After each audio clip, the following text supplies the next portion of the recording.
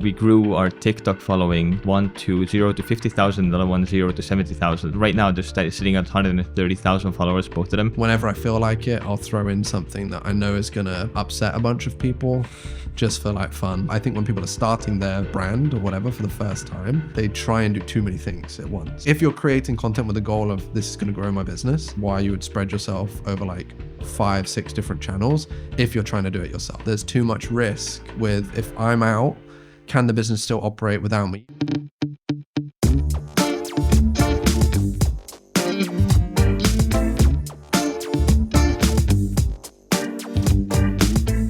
So what are some things that you've seen working for you on LinkedIn during the last 6 months? What have your biggest learnings been, and what are you focusing on? So right now we are pushing a bunch of like short form video on LinkedIn, like mobile first video, TikTok style, I guess is probably the way to call it. We are seeing that these videos are getting a bunch of reach right now. The hypothesis is that LinkedIn have said they're rolling out like a new LinkedIn video feed that will be like, they've been testing it a lot. Some people have it, some people don't. It seems to appear, disappear, but we're creating a bunch of videos specifically for that LinkedIn video feed. Whether or not it exists yet, we don't truly know.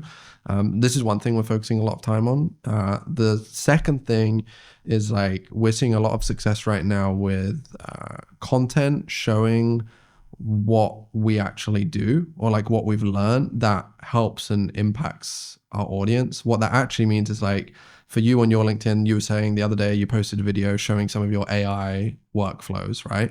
For us, just a couple of weeks ago, we posted a framework on this is exactly how we create landing pages for Google Ads. And this like blew up. People seem to really like these practical posts.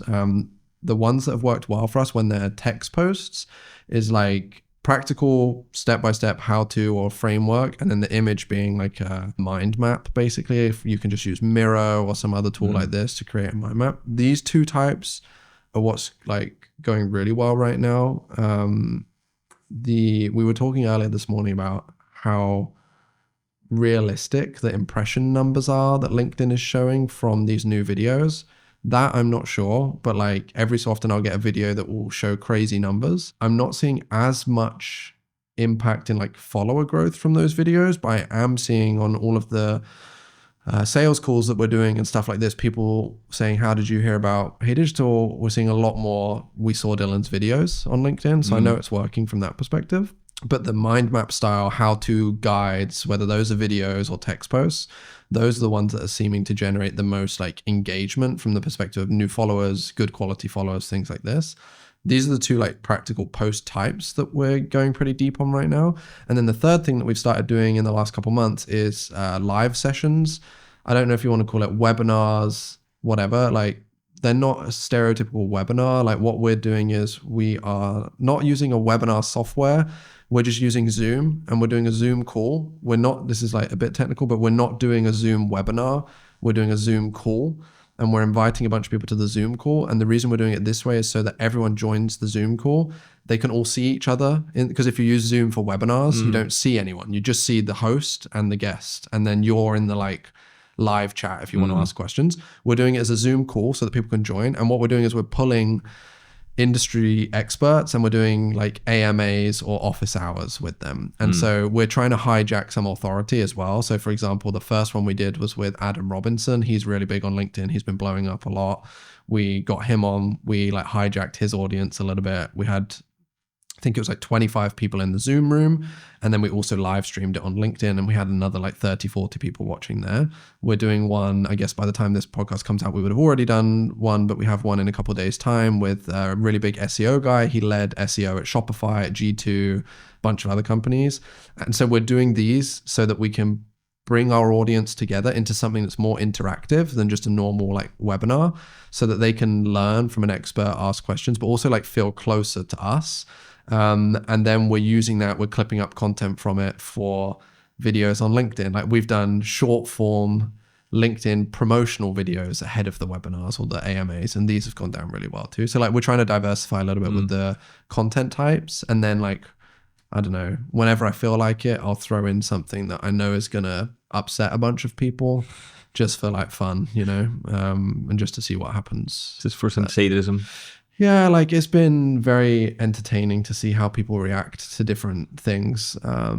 So yeah, these are the types of content that we're pushing like pretty hard on LinkedIn right now. And then if you want to get more technical, like we're running a lot of thought leader ads at the moment. So what that means is on LinkedIn, anyone, or not anyone, but like let's say you have a company, you, as long as the creator agrees to do this, you can put ad spend behind a creator's posts.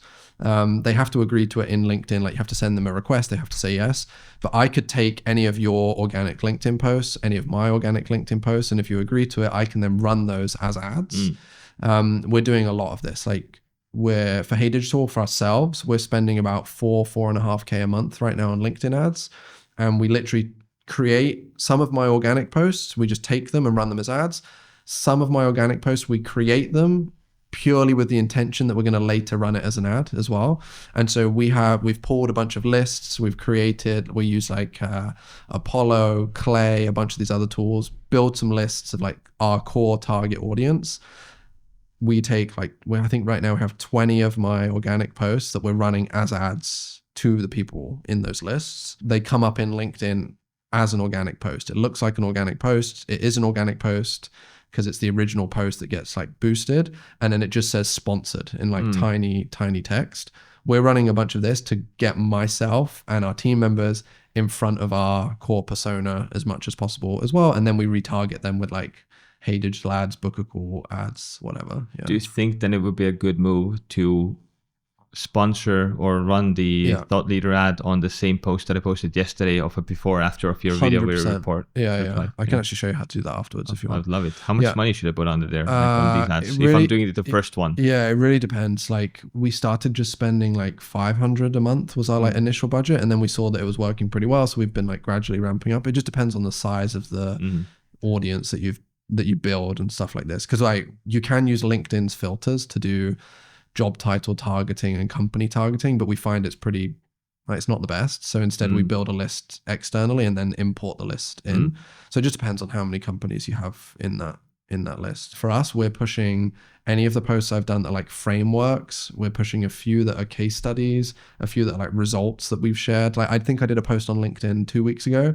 It was a picture of someone's HubSpot account, and it was showing over the last 6 months the amount of demo requests that they've had from paid search. The graph was going like this. So I screenshotted it, I posted it on my LinkedIn, and I wrote a post like, here are 3 things we did to increase this company's volume of demo requests from their Google search campaigns. Organically, it went down pretty well. And then we just put paid spend behind that to run that as an ad to our target companies as well. So it's like, yeah, I think that's a playbook that's becoming more popular on LinkedIn that's still pretty early. I feel like when you first start doing the like podcasts and content and videos and everything like this, especially if it's a new area or a new topic, you just have to publish it. You have to do it. Yeah. 'Cause it's like, even though it's not, because if you wait for it to be like perfect, it will never be perfect because you always want to improve, right? But also you just have to get the reps in. You have to do, like if I look back at my YouTube videos and my LinkedIn videos from like 6-7 years ago, it cringes me the fuck out. But like even my videos now cringe me out sometimes too. But they're still like 10 times better, right? So yeah. But I mean, you're super glad that you did the YouTube ones. Exactly, like exactly. Yeah, exactly. And I guess that's the balance as well when you're publishing content. Maybe not so much of a balance, but like finding the sweet spot where you're not just making fluffy stuff and offering value. Okay, there are topics, but there's like 95% of videos, me, myself, when I see a short format video on LinkedIn or somewhere else, I never watch it because it's just like, these are the things that Alex Hormozi and Gary Vee did, or like all the stuff, but it's like, I don't expect anything of value to come out of that kind of a video. You know, it's like, it feels fluffy content. And if you get this fluffy feeling right in the beginning, it's like, you're not going to watch the thing. And it's super easy to fall into the trap of just like making something for the sake of making something, not that you have something to communicate or give your personality in. Yeah, but you also need to think about like who you're making it for, because you're not making the videos for you. Fair enough. Because like that's something that I thought about too. It's like with my content and with my videos, like sometimes I might watch something or think about a piece of written content and I'm like, but I'm not really, I probably wouldn't read through all of that or watch through all of that, but I'm not my target audience, right? Especially on like LinkedIn, for me, it's different. And I do also think there's that balance of like making content for the like algorithm or for engagement, and then making content that's like really value driven. And I do think if you want to grow like a brand, like a founder brand or something like this, I kind of think you have to have the mix of those things. I think where I've had the problems in the past is when I over index on one type of content. So it's like if every piece of my content has a goal of, hey, this content needs to be great for my persona, or like, hey, this piece of content needs to generate leads for me or something like this, or hey, this piece of content needs to generate a bunch of views. As soon as I go really deep into just one area, that's when I get like creator burnout almost. And that's when I stop publishing stuff. Like with my YouTube channel, I don't know when this podcast is going to come out, but like this is going to be faster than the last one, I promise. I haven't published a video on my YouTube channel for I think like 6 months now or something, right? Yeah. And it's because I got that, I don't know if creator burnout is the right word or what it is, but like every video on my channel, I created it with the sole focus of like, I want every video to get all these views and to specifically direct people into this like consulting funnel that I had. And I just like became over technical on the focus. And I think as soon as you do that as well, if it's just you and you don't have help, then it becomes a problem. So it's like with my LinkedIn content, we're pumping out so much right now. And it's because it's a balance of like, okay, some of it is really, we're only doing this video because we know that it's going to get a bunch of engagement and it's going to like blow up. Some of it is, hey, this is a really technical piece of content just for our ICP. And then some of it is just like me fucking around doing stuff that I'm interested in and I think is fun. And I think having that balance helps like a lot more. Also kind of reframing the things in your head. What do you find easy and what causes stress for you? For example, I used to find writing YouTube videos very stressful because I tried to really, really structure them and think everything through every step, but they ended up being super rigid and not like really working and like kind of boring. Whereas we've had a lot of success with short format video, but often the problem that I had is I needed to create a 50 or 60 second video, but they ended up being 3 to 5 minutes. Right. So what I started doing is, okay, I'm just going to write a short video. I'm just going to add this thing and this thing. Oh, I also need to talk about this. And then that ended up being like an 8-minute video and that's a YouTube video. Right. So just like simply by reframing it, I'm doing a short video, but I'm just adding a few things here or there, a few details that need to be mentioned. Way much easier. Right. Yeah. I think like with me, for my longer videos, for like YouTube videos and things like this, I didn't really script those. Like I would script the hook or something, the outro, and then I would have like maybe 3 or 4 bullet points for the sections that I would want to go through. And I like to one take my videos if I can, right? That's me. I know a lot of people can't do that or struggle with that. That's a super good skill to have. But like the hardest thing for me now that we're doing a lot more short form is I'm actually having the opposite problem because I feel like with the short form videos, because I need to be concise. Because I need to be concise and very specific, we have to script everything that I say in the short form videos. And so I'm actually finding it harder now with our short form videos of like, we have a script for everything. I have the teleprompter that we use to put the script up there. So like when you watch the videos, they look pretty clean, but I'm actually finding that probably the hardest part now with our short form is like scripting the videos and like sticking to the script as well and not making it like too robotic either, you know, because I'm so used to just freestyling my videos. So I feel when I'm reading a script, I'm automatically like, I like look at the teleprompter and I feel a bit more rigid. And that's something I'm trying to practice is like the delivery style of those videos as well, you know. And I feel like a good thing that works like a good practice for the free balling. Yeah. What I do with the super low lift videos on LinkedIn just now. Okay, turn on my camera, I turn on my screen recorder, I just walk through something that we built, something that I know because I built it, and just like talk about it and then publish it. Yeah. It's just like, and over time you keep getting better and better and better. Yeah. But for some reason, I feel like when I'm doing it in front of a live audience, instead of me just recording with a camera, like teaching some of the Mindvalley classes on AI and stuff, it's way easier. Then I can do bullet points. But as soon as I have to sit down and do a recording and I know this is going to be published as a video, then I just like freeze up completely. Oh, that's so interesting. Yeah. I have like the opposite. It's so weird. Everyone's so different, right? Because like with a video, I know that way more people are going to see my videos, but I don't even view it as like real people. I know this sounds so dumb, but like I publish a video, and then the only things we look at is like I look at the metrics afterwards, but I'm not thinking of like okay, all these people have seen do you know what I mean? Like Yeah, this morning we were running through one of my LinkedIn videos that has a bunch of 160,000. like a bunch of impressions over the last few days, but not once until like just this exact moment now have I thought like, oh, that could be that many people that have watched this, and like picturing that many people or whatever, right? I just don't think about it like that. It's like when publishing content, it's kind of funny to think about. I told this to Miriam the other day, my wife, basically that we are in the top 1% or top 0.1% of human history that like most people in the history have seen our faces in some shape or form. Because you imagine this, like before that, people were walking around and like maybe like 100 or 1,000 people saw you in your entire lifetime. Now I have like hundreds of millions on Instagram just seeing your face. Yeah, that's weird when you think about it like this. Kind of like in the human history, but I digress. But my point is, like, going back to what we were talking about earlier, what you said is that we have to find our niche and publish the content to the specific niche. We are both living in our little bubbles. We have no idea what's going on outside this marketing LinkedIn kind of like a bubble kind of a world. We have no idea what real people are kind of interested in. Yeah. So fair enough. It's like trying to do more entry content, lower level content. That is a good place to get like a lot of views and go wide. Yeah. But then again, it's like looking where do you get the most value back from your videos? Do you want to go wide like Hormozi and like teach like really low level stuff? Yeah. Or do you want to teach niche stuff and attract niche specific people? Yeah. So how have you thought about this when building up like your own LinkedIn presence, for example? So for me, like LinkedIn is just a tool that helps us generate revenue, right? This is how I look at it. Like now as time has gone on, I enjoy spending more time on LinkedIn. I like it. It's my like social platform of choice probably.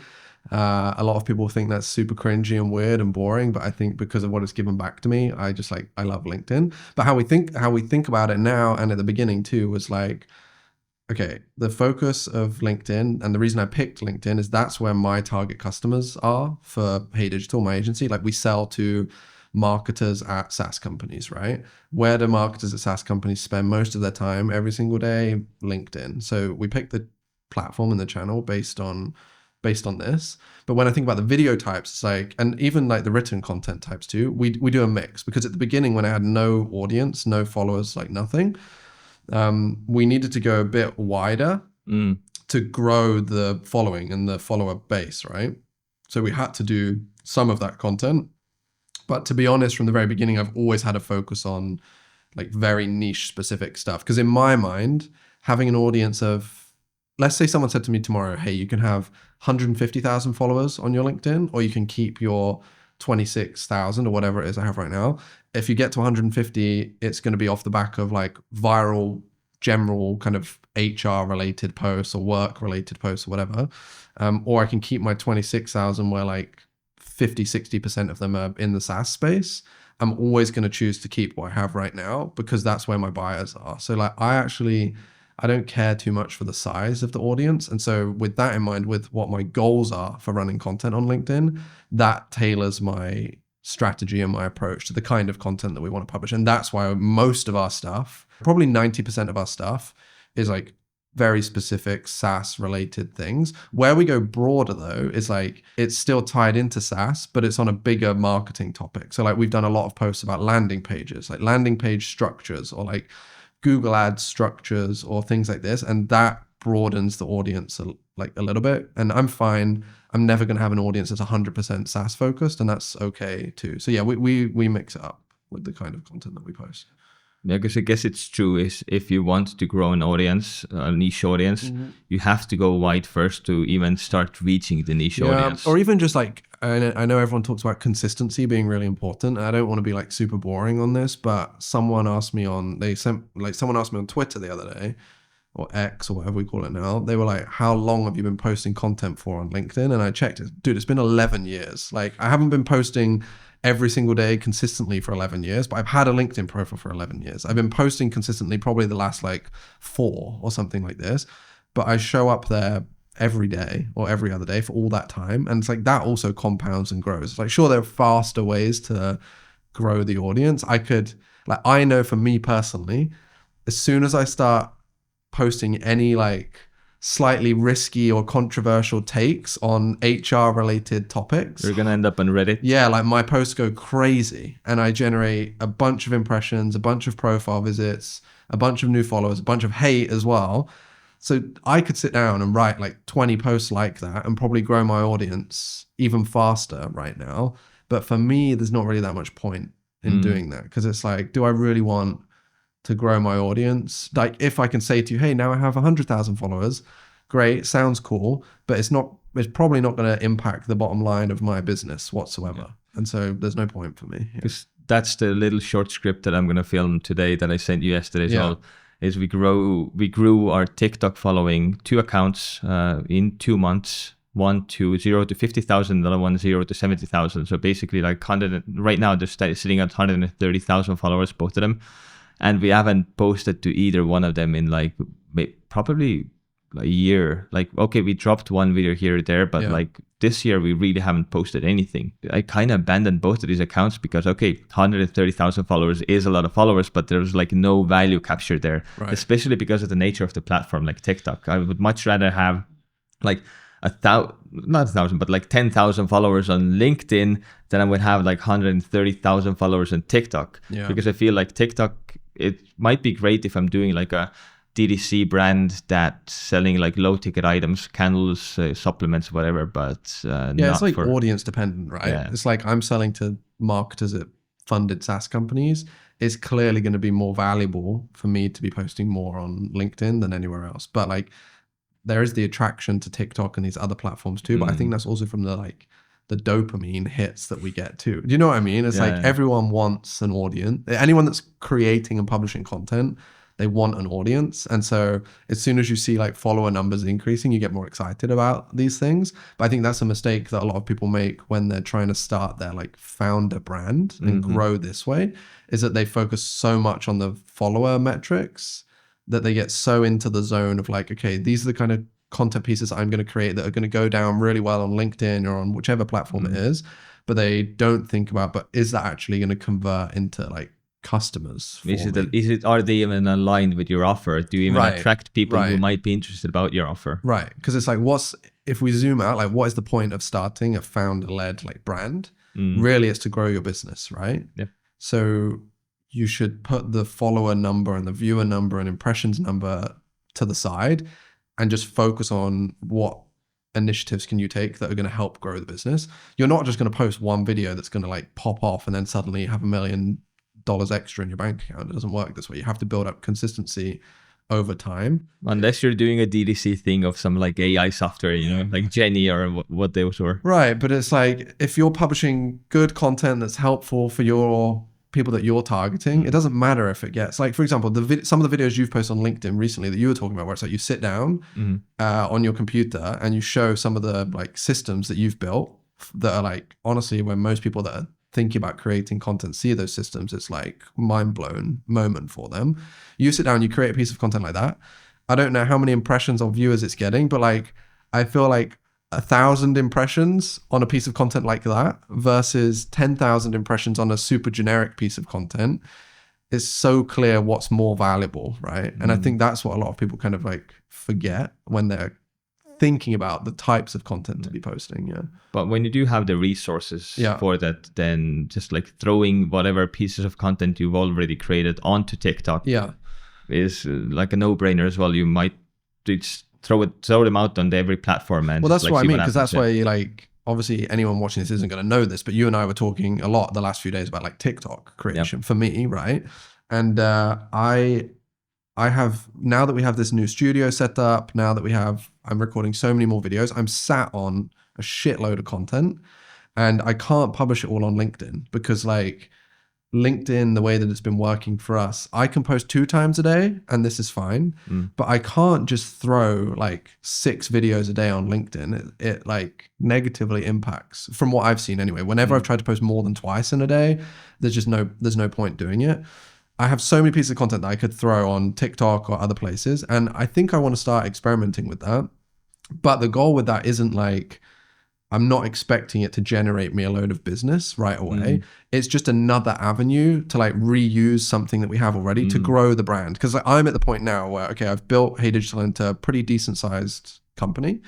It's growing. It's continuing to grow through other channels that we're running as well. Like now I can also do some plays that are focused on like my own brand and like, okay, maybe I publish a bunch of videos on TikTok, maybe only 100 people see each video or even less, I don't know.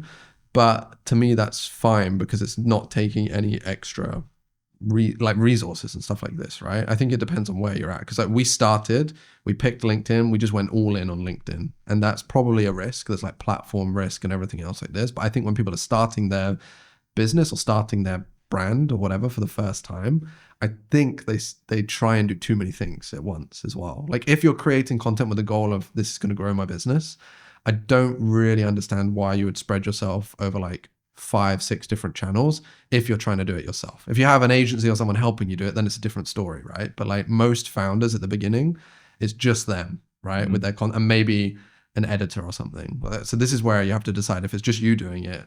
My opinion is you just go all in on one thing, or you hire an agency that's going to help you like create the content, like publish it, it's scale across different platforms. I think, yeah.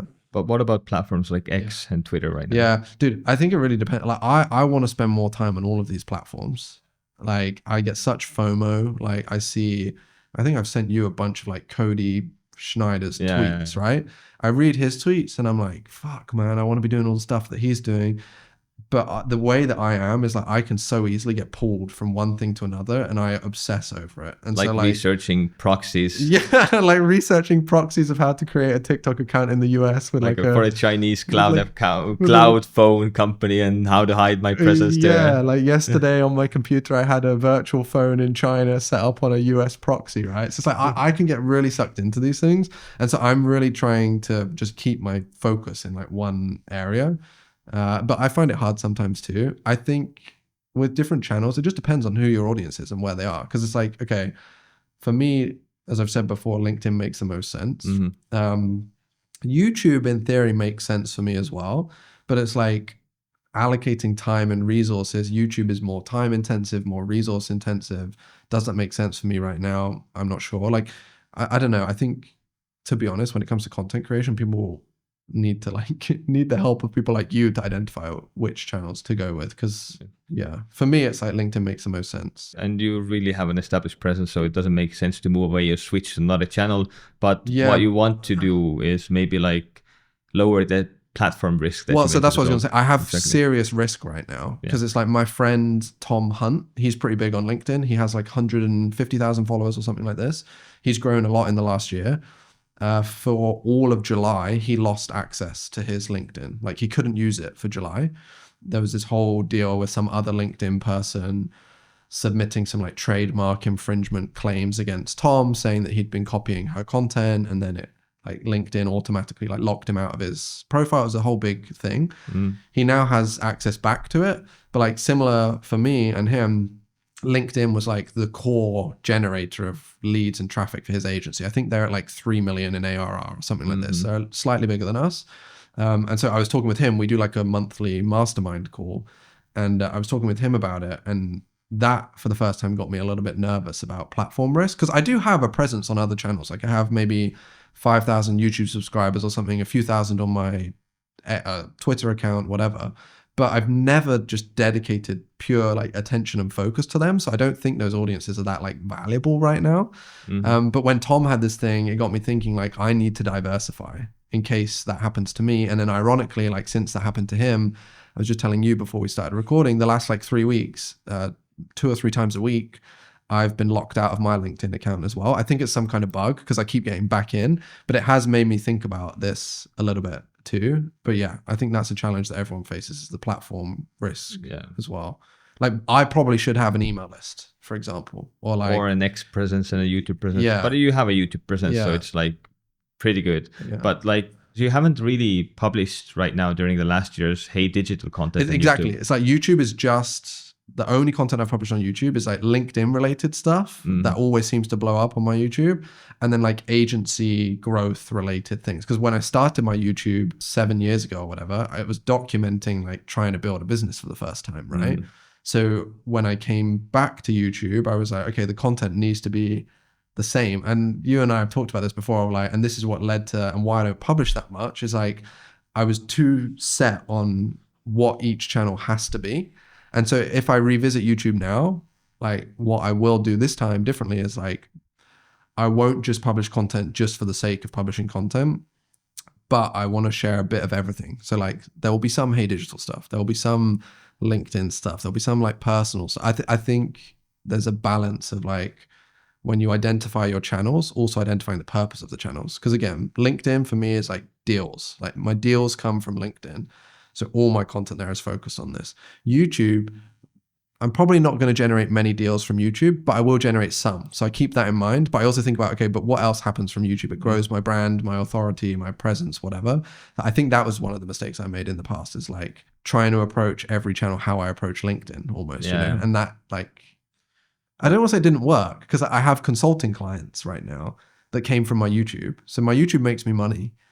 But it's like... You yourself weren't enjoying it that much. Yeah, I wasn't enjoying it. And also it's just like, I feel like, and maybe this is not really an ego thing, but like a view of myself is, I feel like I have a YouTube Dylan, a LinkedIn Dylan. Do you know what I mean? And it's like, that seems kind of stupid to me. It should be the same on all of those. Well, maybe it shouldn't. I don't know. Do you mean in the terms like how you come across on well, camera? Not necessarily videos? like how I am, but like the kind of like, for example, if you look at my YouTube right now, I would never take any of that content and post it on my LinkedIn. Fair enough. Yeah. Because it's like the audience for that is so different. Why have I defined different audiences for myself? Do I need to do that? Do I even need to define my audience? Sometimes yes, sometimes I don't know. I go like round in loops about this a lot sometimes. Yeah.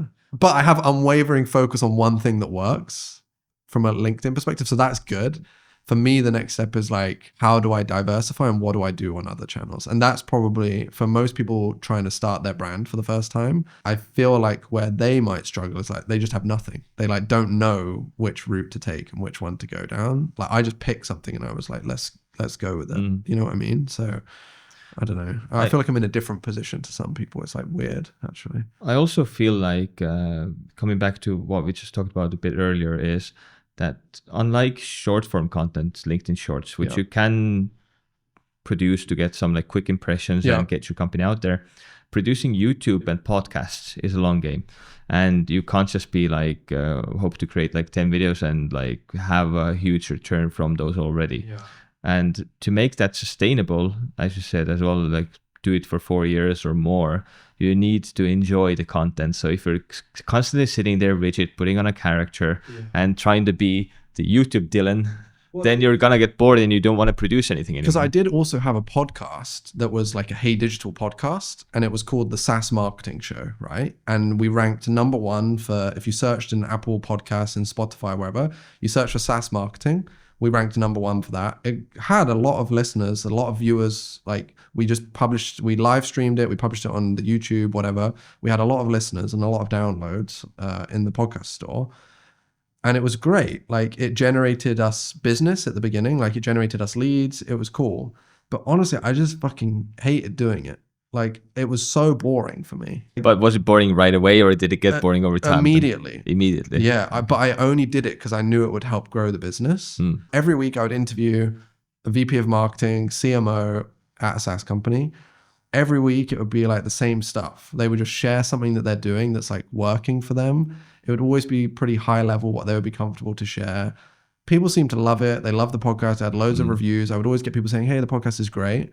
But like, honestly, I don't want to say I dreaded it, but the idea of like scheduling those episodes, recording them, prepping for them, I didn't like it. Yeah, and that's the biggest thing with content risk is you have to enjoy what you're actually doing. Otherwise, you're not going to keep doing it. Whereas like with my LinkedIn stuff right now, it's like I'm really having fun doing this. And so for me, that makes it, and like this podcast that we're doing today, it's like I'm doing this for a few reasons. Like one, it's you asked me if we could do it and you want more content.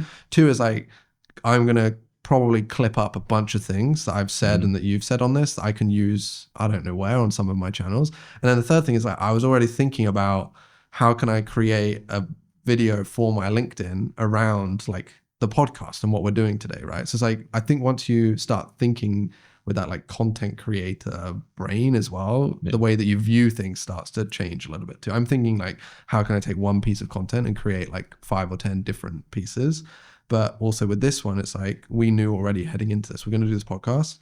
But yesterday we'd already like kind of planned how I'm going to use this to create a short form video on my LinkedIn, which will be interesting for my audience, but also generate some leads for you guys as well. And it's like, I think once you start approaching your content like that, then it's a difference, because I'm having fun, I'm enjoying it, I'm hanging out with a friend, but it's also going to generate like leads. Then you get to test theories and do your storytelling skills, and all these things like matter. Right. And I think that's important with the like founder branding angle, is you need to try and find that balance of like fun as well and enjoyment. But like, other thing there is having the LinkedIn Dylan and YouTube Dylan and Twitter Dylan and TikTok and Snapchat Dylan, OnlyFans Dylan. Behind the scenes. The thing there is that it all adds up to your own founder brand. And if you start aligning them and you get more comfortable and all the content starts converging, then your own founder brand will transcend Hey Digital in the business as well. So everything that you're going to touch, whether it be post trips or consulting clients, people already have trust from the other platforms. So you can start carrying over your audience. And that's the thing with the founder brand. It's not tied to your company, it's tied to you. And I think that's, I don't want to say a mistake that I made, but something that's been more important the last couple of years. Like at the beginning, Hey Digital was literally just me, right? Like we had a team, the team was growing, but the only thing that was generating leads was me. And like people associated Hey Digital and me as the same thing. And so over the last year and a half, we've been trying to diversify a little bit of like, when someone sees Hey Digital, they don't immediately think of me. It's like, okay, a lot of our leads and clients are still going to come from my content, but we've diversified into like running our own ads. We run ads on LinkedIn, on Google, on Facebook, on YouTube, whatever. Like we have our ads running. We have the cold email agency that we work with that's sending cold emails. We have my team members that have been through our own internal LinkedIn content creation training that are now posting. We're trying to like diversify that a little bit. And I think that's freed up me to like post more stuff that is just me as well. And I think that's important, like you were saying, because it's like before I said the posts about HR and stuff don't really impact the business. They don't generate leads for us, but they grow an audience. They let me share my like thoughts on things, and they actually impact us pretty significantly on hiring. Like people see these posts of how we think about certain business practices, and they like want to work for us, which is ironic because most of the feedback that you get on those posts is people telling you you're like a monster or something. But it's like a year ago, 2 years ago, I would never post something like that because there was just no point, because everything was, I just need to post something that's going to generate leads for us, you know? So I think that's important to differentiating like your brand from the business's brand. The Reddit posts have been too funny. Yeah. Backlash from them. But also, we had a call with Miriam like a couple of weeks ago, maybe it was a month ago, with this guy, Michael Fishman. He runs the Consumer Health Summit, and he is the person, like an absolute genius person. And he's who built up, for example, Dave Asprey's Bulletproof and a lot of other big brands. And what he told me, because I was building this healthy holistic homes brand with Miriam, right? Since we had a kid, Miriam's been pretty busy and not being able to invest any time in it. And so I was doing the videos with my face. But what I noticed is like every time Miriam's face was on the video, the videos were getting way more views and way more comments, and people were way more engaged with her. And when we were talking to Michael as well, he said something that I wasn't ready to receive the first 3 times that I heard it from 3 different people. But when he said it, I was like, okay, I'm going to take this. I'm going to go with it. So what he said is that people have something in their limbic here where what it makes us attribute the leadership role to one person, not 2 people. So when you have a brand that has 2 faces, 2 people, 2 founders, then that's going to have that much less of a power of like influence, and people are going to trust you less because they won't know which person to trust more. And traditionally, healthy homes have been associated with the female counterpart. So sorry, Andre, time to like step back and let Miriam handle it. So that's what we're doing now. We also discussed on like, okay, how are we going to start monetizing the Healthy Holistic Homes brand? And one thing that we might do then is start or like white label something like DDC, something that we agree with, start selling our own products, DDC brands. And there have been quite a few examples of companies that have now been built on the backs of founders and scaled to like huge companies. But then there's this huge founder risk there. Like even let's look at Onnit and Joe Rogan. Joe Rogan was so tied to Onnit that when he sold it, it's like, okay, are you going to come with it or not? Right. So it's like the risk of building a brand and tying your face too close to it.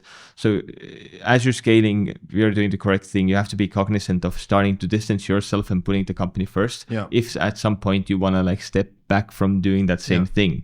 So at first it's like super good to tie yourself into it, grow it on your brand, but later on you're still going to be the face, the spokesperson, but just like the company has to start living its own life at some point as well. So it's not 100% tied to you. And a good example is these, Christo, who was the creator of this Spanx thing? Colin and Samir talked about it on their podcast.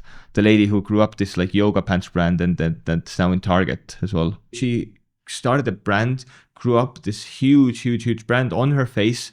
And then she like knowingly started distancing herself. And now the thing is in Target and everywhere else, and it's completely living its own life. But before that, it was her. So that's like a really successfully executed thing with this brand. It'll be interesting to see what happens with brands like Prime, for example, with like Logan Paul and KSI, right? It's like, because that's been built off the back of them.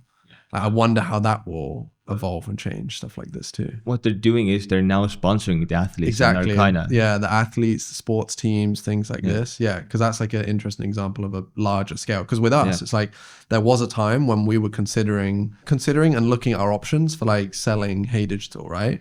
And this was a while ago, maybe 2.5, 3 years ago or something like this. And I met with someone who was very interested, but the blocker for them was that I didn't have any systems in place around sales and lead generation, because sales and lead generation was me. I didn't have a salesperson. I didn't have any other lead flow. It's like everything came from my LinkedIn. I did every single call. I did every discovery call, every proposal call, I did everything.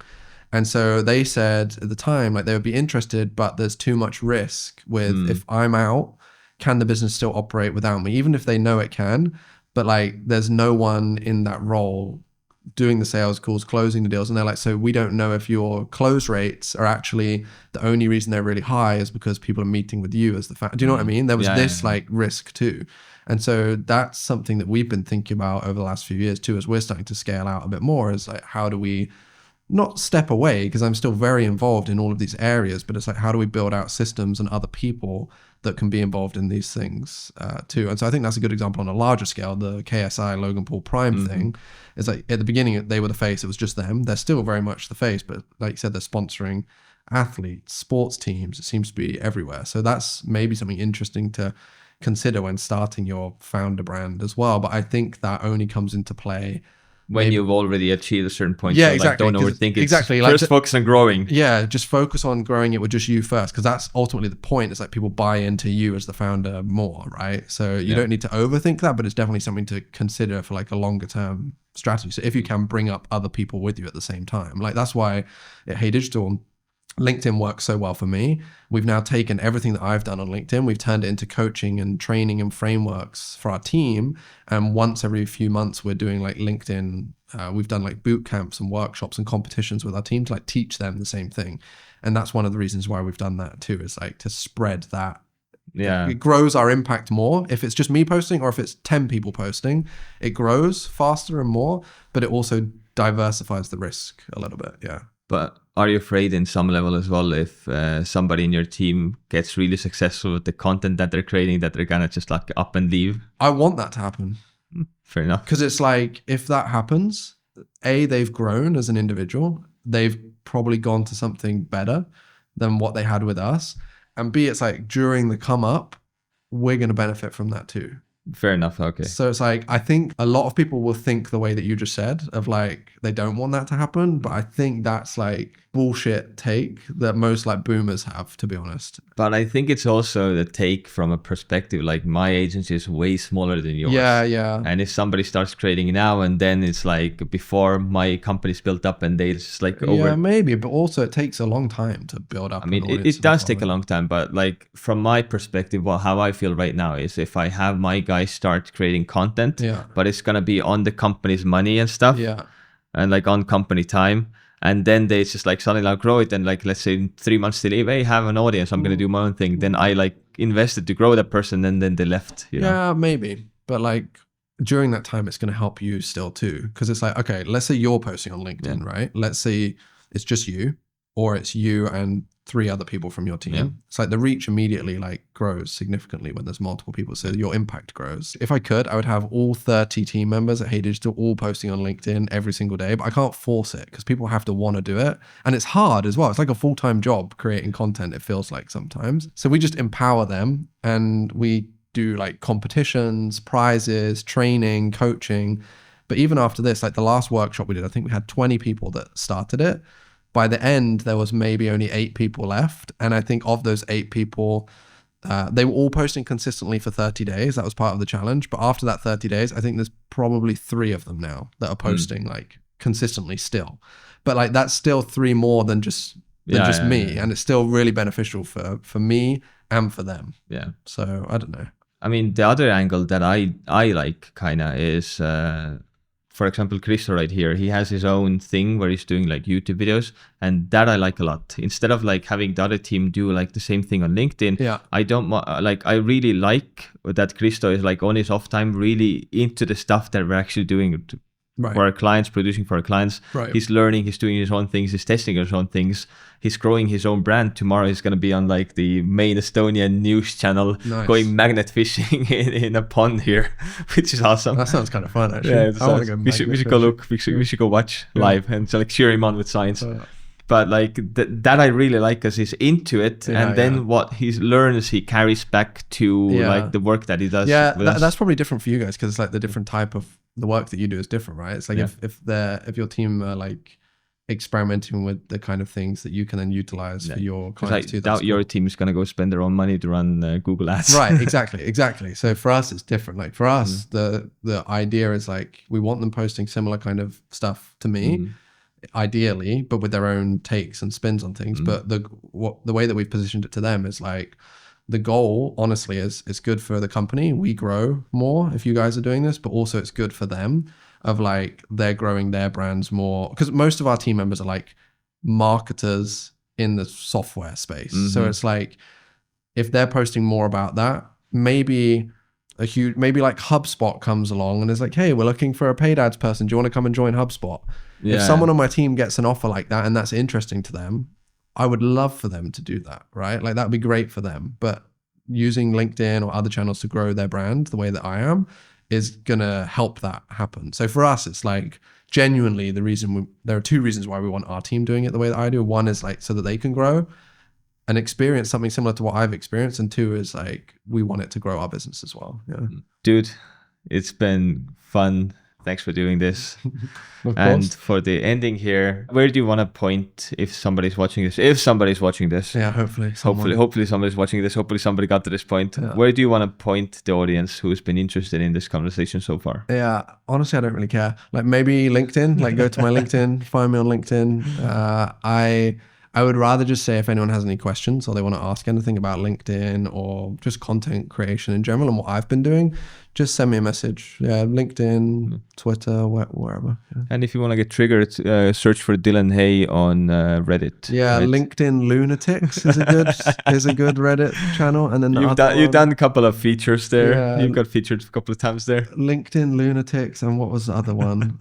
Hiring Hell, no. Hiring Hell, yeah. Something like that. Yeah, and there was one other. I can't remember the name. Was it Hiring Hell or something like that? Yeah, one was Hiring Hell. LinkedIn Lunatics is the most entertaining one, though. You'll see me appearing there fairly regularly, I think. Oh, that's awesome. Yeah. Congratulations. Thank you. Okay, it's been great fun. Thank you. And till next time.